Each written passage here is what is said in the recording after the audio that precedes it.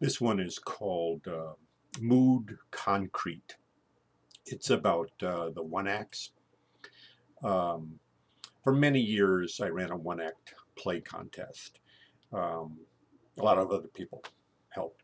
Um, and every year we would pick out three plays. These plays would come to us from all over the country. Sometimes from even outside the country, people in other countries would send us one act plays. And we'd pick out three winners and we would produce these plays every single summer. So I was involved usually in backstage, but kind of supervising in one way or another. A lot of plays, maybe 30 plays, 40 plays over the years. So when I say theater, for me, the theater that I was most involved with is amateur theater, community theater. And sometimes I say, theater for non-professionals. And I believe there's some kind of powerful thing inside people that makes them want to do theater. And there's all kinds of kind of semi-theater going on. I don't know, like cosplay. I don't know if you've ever seen cosplay conventions where people make these elaborate costumes and dress up like their favorite characters in cartoons and comic books. Or there's things called the wilderness men. I had a relative who was involved with the wilderness men. He'd kill a deer and skin it and then turn it into a buckskin costume and carry a musket and ride a horse with all the other wilderness men, all of them wearing period costume. And I don't know if you've ever seen Civil War reenactments or the Creative Anachronism Society. They all dress up like they're in medieval times. Or weddings. I mean, everybody does weddings, and weddings are theater. Weddings have rehearsals and costumes and music, and you have to memorize a few lines. And I believe people want to do theater. People need to do theater. Even amateur people need to do theater. So over the years, I've made all kinds of friends from community theater. I've met, directors, amateur directors, and actors, so many actors, and a lot of them have become friends of mine. When we get together, we tend to recall the disasters. That's one of the things in the theater. Everything's going wrong. Things go wrong, and sometimes it goes on wrong on stage in front of the audience, and that's what we remember. It's funny how many of the things are disasters. They're just horrible disasters, and yet they turn out okay in the long run. And one I tend to remember, we had a director who man, she would not rehearse. She told us she was rehearsing, but she was not rehearsing, and we didn't know it until Tech Week. Tech Week is the week right before you have the audience. And so you move into a theater and you work on the lights and the new blocking and everything. And on the first night of Tech Week, we realized, oh my God, these actors have hardly rehearsed at all. And the director's ready to bail, and she's telling us she's not even going to be there on opening night. And a lot of people thought, oh my God, we got to cancel that one. We got to cancel that show. We cannot do that show. The actors are terrified. They don't know their lines. The director's, out to lunch. And we decided, oh, what the hell, let's try to do it. And we just rehearsed the hell out of them. They would come in early and do their whole show and, just forgetting all their lines. And then we would run the other shows. And then we would bring back that one show and do them again.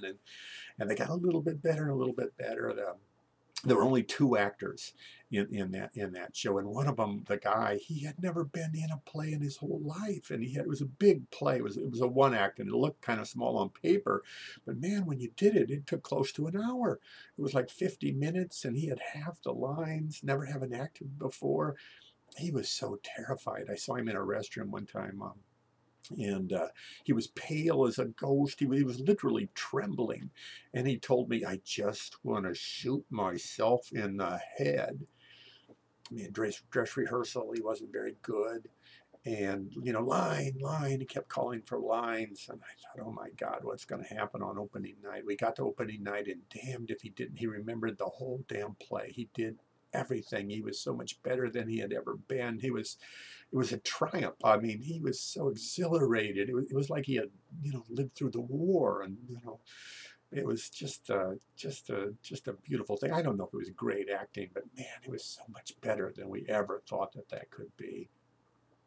We had a friend of mine did a monologue as Grant Wood, a big thing, like a half an hour play all by himself on stage. The director kept stripping that play down. The writer had wanted us to have all kinds of stuff on stage, including reproductions of Grant Wood paintings. She stripped away all that. Every night of rehearsal, there'd be fewer and fewer things on stage until there was nothing on stage but a single kitchen chair. And Man, that monologue was so good. That guy was so good that he got standing ovations. I know in a lot of professional theater, people get a lot of standing ovations, but we didn't really get that many standing ovations. But just to see that guy do Grant Wood, man, he was so good. Um, that's one memory I remember. Another one was just a comedy, a kind of crazy comedy about surrogates, about women who have babies for other women. It was kind of a science fiction piece, and the director cast a couple of really large women to play the surrogates, and these were, I mean, really large women, and she dressed them up in orange jumpsuits, like those kind of jumpsuits that convicts wear in prison, and they were behind bars, and man, I don't know, they were just so uninhibited. They were like, sexy women. And they were so big, and they were so free, and they were just it was like, we are big women and we like it, and the audience just went crazy. They weren't even the major characters, but they were so hilarious. The freedom that they demonstrated on stage, that's what I remember about those people. um, Memorable lines. Man, I saw those plays, and to tell you the truth, I've forgotten almost all of them.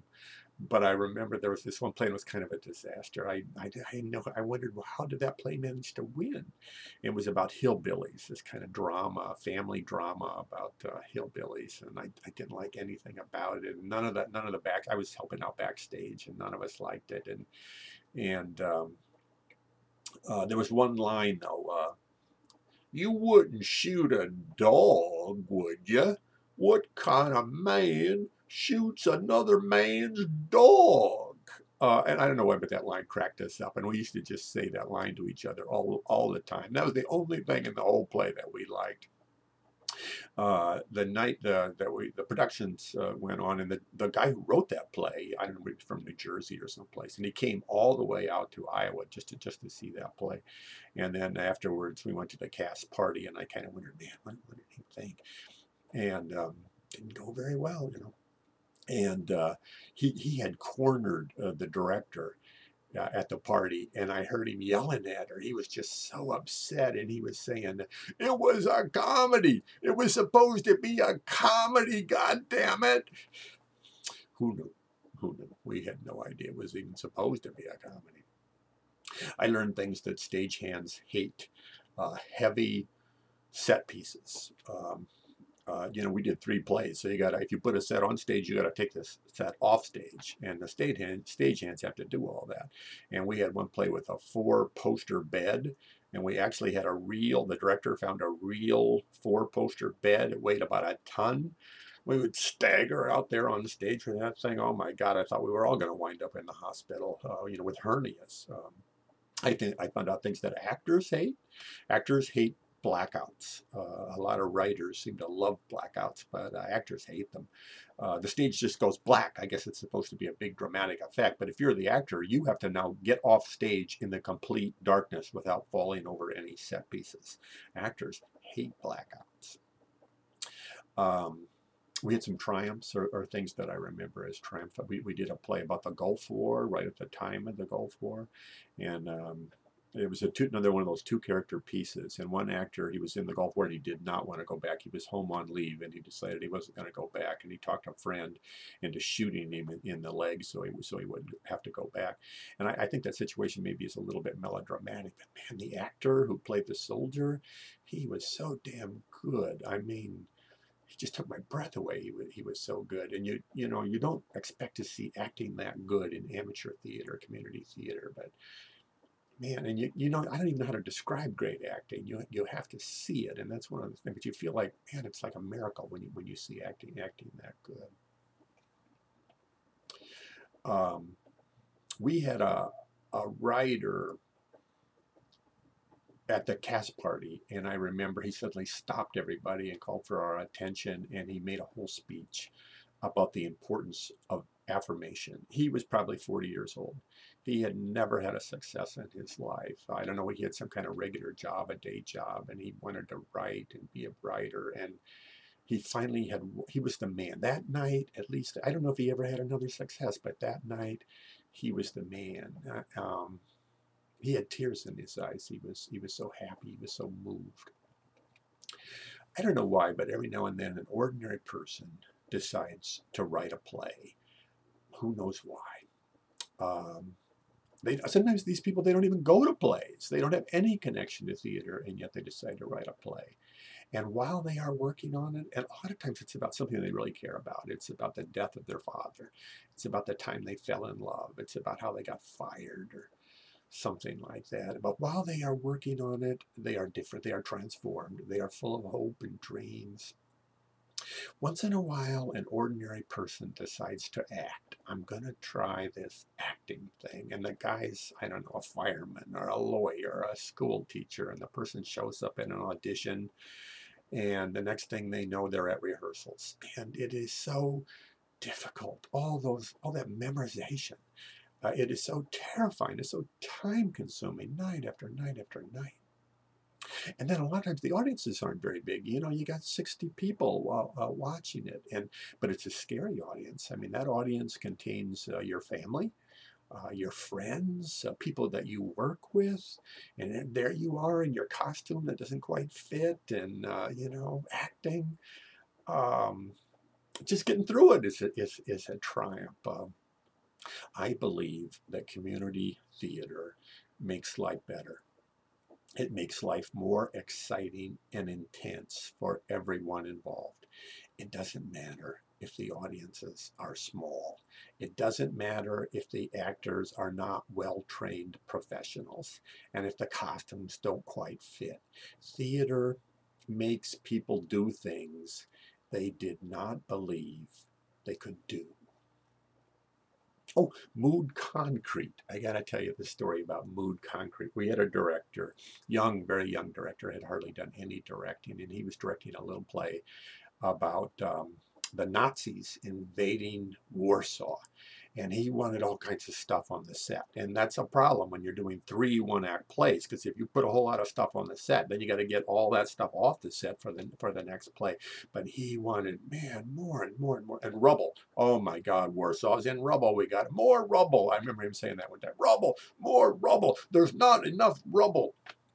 It's Tech Week. He brings in a wheelbarrow full of chunks of concrete. I mean, big chunks of concrete. They were like pieces of a curb. I kind of wondered, oh my God, did he attack a curb with a sledgehammer or something?